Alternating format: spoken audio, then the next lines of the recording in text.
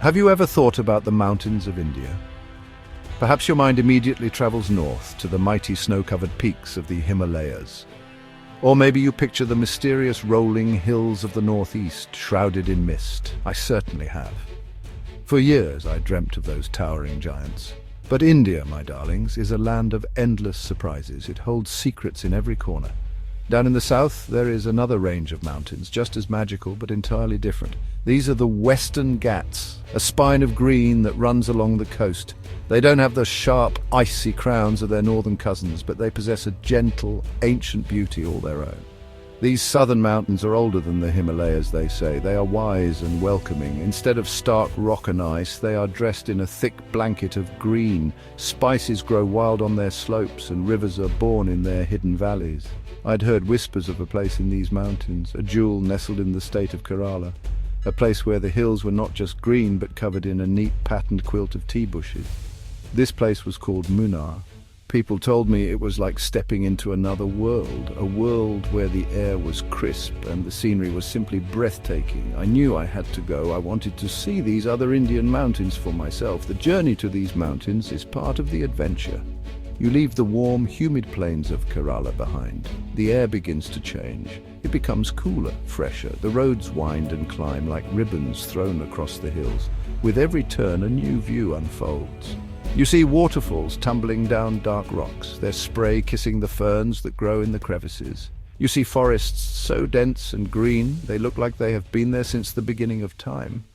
This is not the India of bustling cities and grand palaces. This is a quieter, more serene India, a place where nature is still the queen.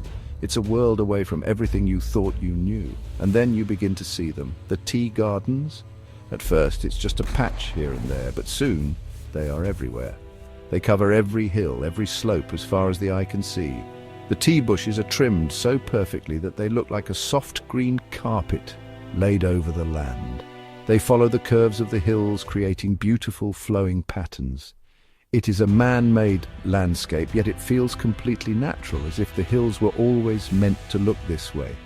This was the site I had come for. This was Munnar, and it was already more beautiful than I could have ever imagined. I felt a thrill of excitement knowing this was just the beginning of my exploration. Munnar is a name that sounds like a melody, and its meaning is just as lovely. In the local language Malayalam, Munu means three and Ar means river. So Munnar is the land where three rivers meet. The Muthirapuja, Nalathani and Kundala rivers all come together here.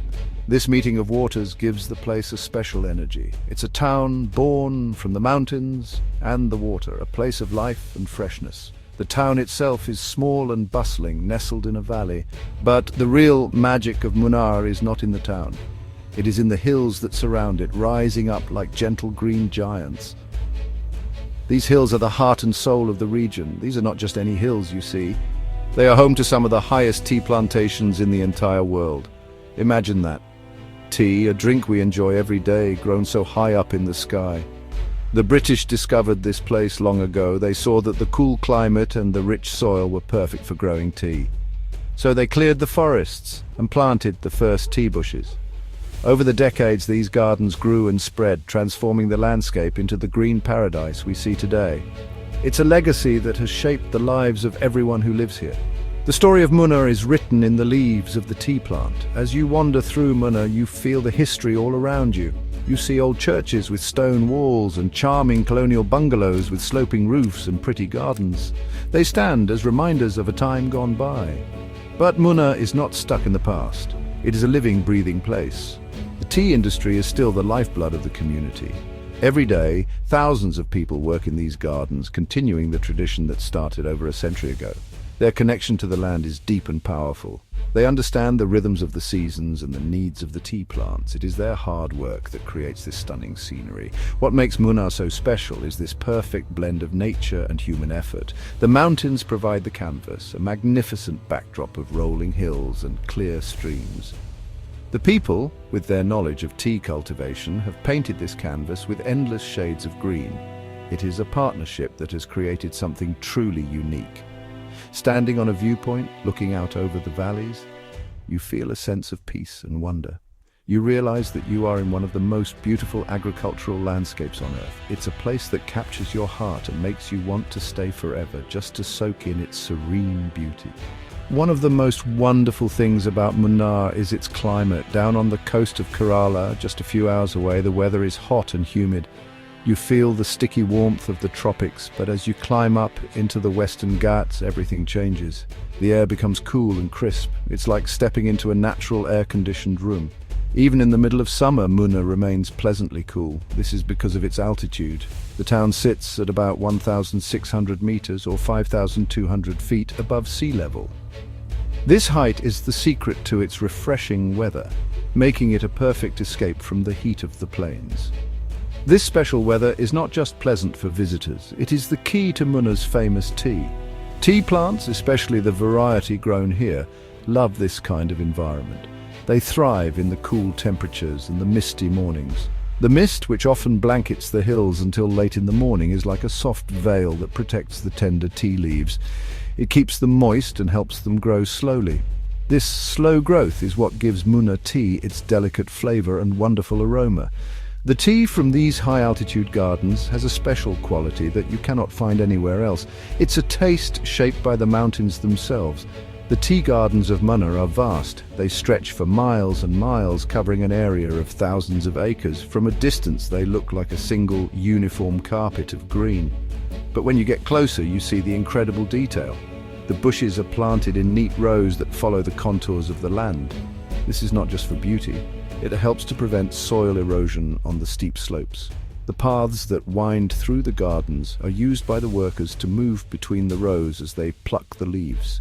It is a landscape designed for efficiency, but the result is breathtakingly beautiful. The weather here can be quite dramatic. One moment, the sun is shining brightly, making the green hills sparkle. The next moment, clouds roll in from the valleys, and a soft mist descends, wrapping everything in a mysterious silence. It can start to rain lightly, a gentle drizzle that nourishes the tea plants. This constant change is part of Munnar's charm. It means the landscape is never the same. Every time you look, you see something new. The play of light and shadow, of sun and mist, creates a spectacle that is endlessly fascinating. It truly feels like a place where magic is real. To truly understand Munnar, you must visit one of its villages. I took a drive to a place called Suryaneli, which means the land of the sun. It is a small village perched on the side of a hill, surrounded on all sides by tea gardens. The houses are simple and colourful, painted in bright shades of blue, yellow and pink. They look like little jewels scattered across this green landscape. What struck me immediately was how the village was a part of the tea estate. There was no clear line where the gardens ended and the village began. Life here is completely intertwined with the tea. As I walked through the narrow lanes, I noticed something curious about the houses. Many of them had plants growing on their roofs, not in pots, but directly on the tin or tiled roofs. I saw grass, ferns, and even small flowering plants creating a living green thatch. I asked a local person why they did this. He explained, with a mix of gestures and a few words of English, that the plants helped to keep the houses cool in the summer. They also absorb the sound of the heavy monsoon rains, making the homes quieter inside. It was a simple, clever solution born from living in harmony with nature. A wonderful example of local wisdom. Communication was an interesting experience. The main language spoken here is Tamil, not Malayalam, which is the official language of Kerala. This is because most of the tea workers' families came from the neighbouring state of Tamil Nadu generations ago. They were brought here by the British to work on the plantations. So, while I was still in Kerala, the culture and language felt different. I don't speak Tamil, and most of the villagers spoke very little English, but it didn't matter. A smile is a universal language, isn't it? People were warm and welcoming. We communicated with gestures, laughter, and a shared sense of curiosity. Life in Suryaneli is simple and follows a steady rhythm. In the morning, the village comes alive as the workers head out to the tea gardens. Children in neat uniforms walk together to the local school. During the day, the village is quiet, with only the sounds of daily chores and the gentle mountain breeze. In the evening, the workers return, and the village buzzes with activity again.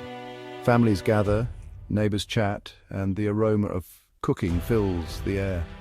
It felt like a strong, close-knit community, where everyone knows each other. and shares in the joys and struggles of life. It was a privilege to catch a glimpse of this world. The stunning beauty of Munnar's tea gardens is, honestly, the result of incredibly hard work. And you know, that work is done mostly by women. Every morning you see them walking along the paths, heading into the vast green fields. They carry these large baskets on their backs, held by a strap across their foreheads. They wear colourful saris or other simple clothes, often covered with a protective apron.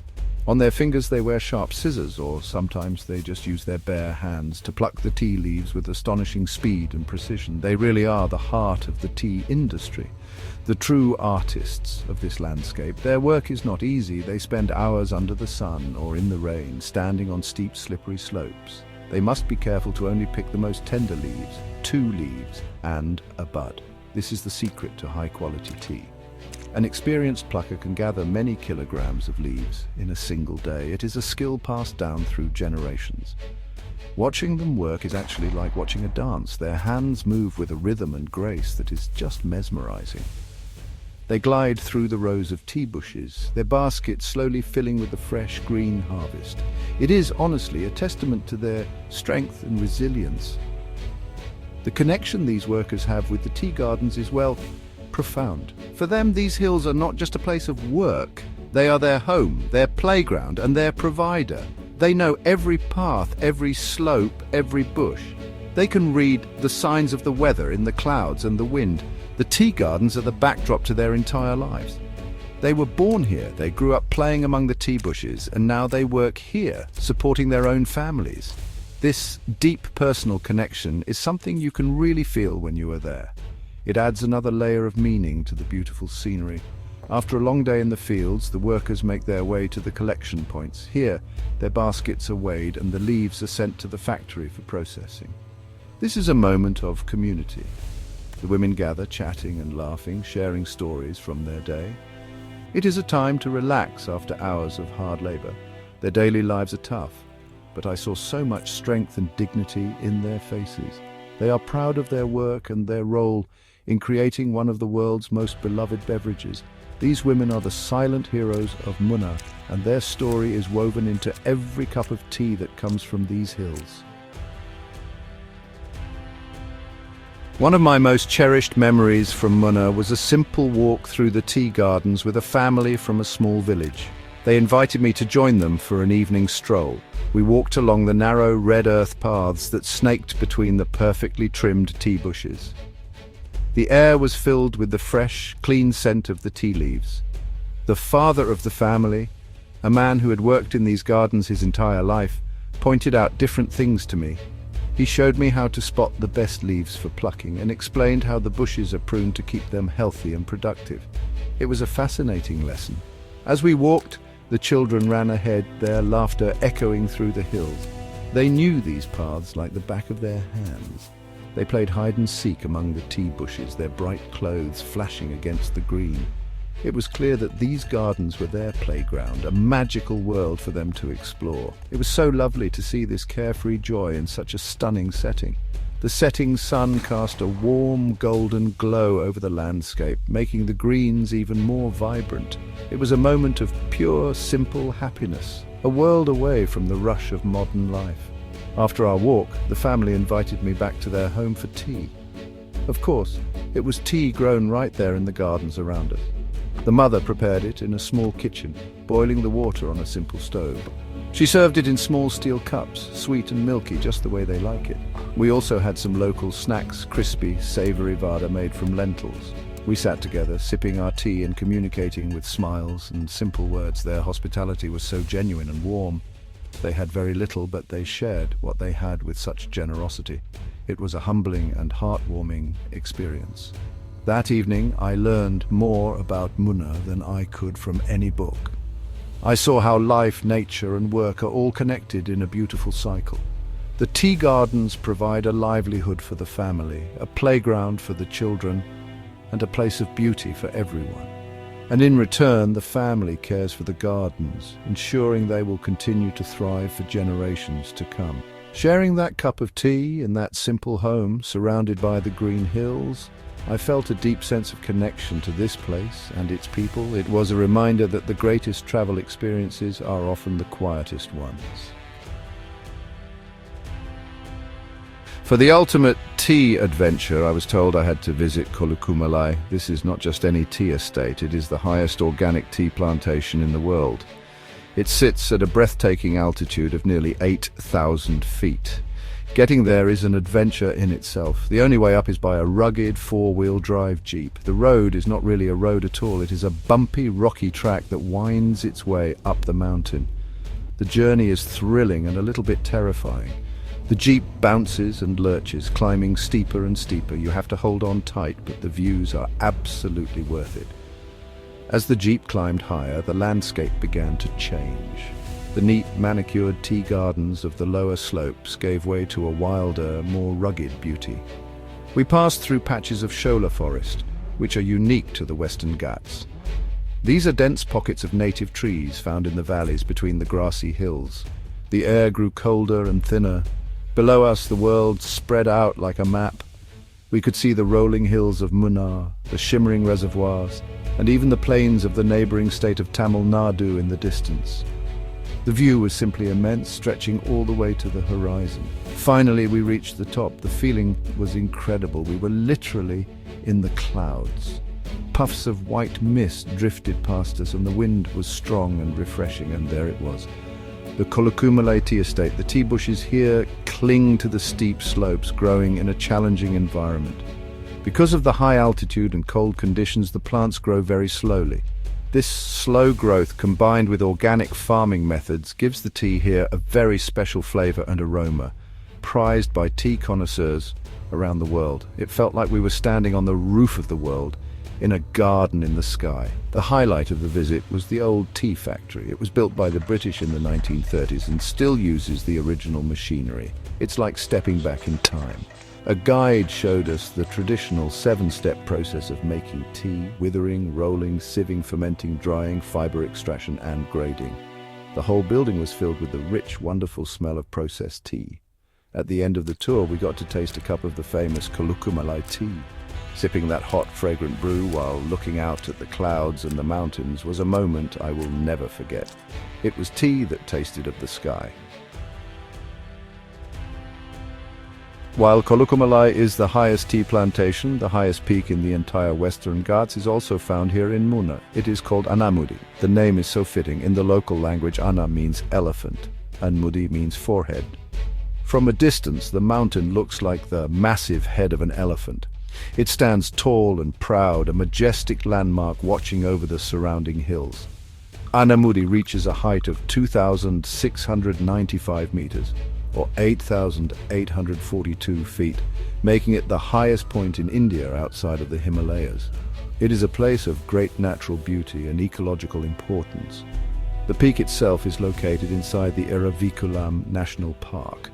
This park is a protected area created to preserve the unique flora and fauna of this high-altitude ecosystem. The most famous resident of the park is the Nilgiri tahr. This is a rare and endangered species of mountain goat, which is found nowhere else in the world. They are beautiful animals, with a thick, brownish coat and curved horns.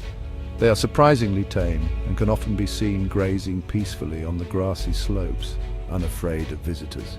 Seeing these magnificent creatures in their natural habitat is a truly special experience. You cannot climb to the very summit of Anamudi, as it is a protected area to preserve its fragile environment. However, you can get very close. A park bus takes you up a winding road to a viewpoint. From there you can walk and explore the area. The landscape is stunning. It's not covered in tea, but in vast grasslands, dotted with patches of the shola forests I mentioned earlier. The grasslands turn a beautiful shade of blue once every 12 years, when a flower called the Nila Kurinji blooms. It is a spectacular natural event that draws visitors from all over the world. Standing there, with the wind in my hair, looking up at the majestic peak of Anamudi, I felt a deep sense of awe. The scale of nature here is immense. The air is so pure, and the silence is only broken by the sound of the wind and the call of a distant bird. It's a place that makes you feel small and reminds you of the power and beauty of the natural world. Anamudi is the crown jewel of the Western Ghats, a symbol of the wild, untamed spirit that still exists in this incredible part of India. It's a place that commands respect and fills you with wonder. As my time in Munnar came to an end, I found myself thinking about the people and the places I had seen. I visited another village nestled beside a tea garden, much like Suryapeli. Here too, families lived in simple, colourful houses. The houses were built to suit the environment. They had sloping roofs to handle the heavy monsoon rains and were often built close together, creating a sense of community and protection against the elements.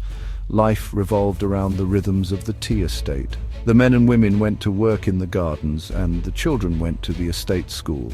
Life was hard, but it was lived with grace and a strong sense of belonging. I spent time with a family whose house was right on the edge of the tea fields. Their small front yard was the start of the endless green. The mother told me through a friendly neighbour who could translate that she loved living there. She said the tea plants were like her children. She had watched them grow and had cared for them her whole life. Her own children played in the same fields where she worked. This deep personal connection between the people and their environment was something I saw again and again. It was a beautiful, symbiotic relationship that defined life in Munnar. I have been lucky enough to travel to many parts of India, from the deserts of Rajasthan to the bustling cities of the north. Every place is so different. The languages, the food, the clothes, the customs, they all change from one state to the next. Munnar was another world entirely. The cool mountain air, the sea of green tea, the Tamil-speaking community in the heart of Kerala. It was all so unique. It showed me, yet again, how incredibly diverse this country is. India is not just one story, it is a billion different stories, all happening at the same time. But as I reflected on my journey, I realized something else. Beneath all the differences, there are so many things that are the same. The warmth and hospitality of the people, the love for family, the importance of community, the dignity of hard work, and the power of a simple smile. The family in Munnar who shared their tea with me were not so different from a family in a village in the Himalayas. They share the same human values. Exploring India is like looking at a beautiful, complex tapestry. The colors and patterns change, but the threads that hold it all together are the same. And that, my darlings, is what makes it such an endlessly fascinating and wonderful place to explore.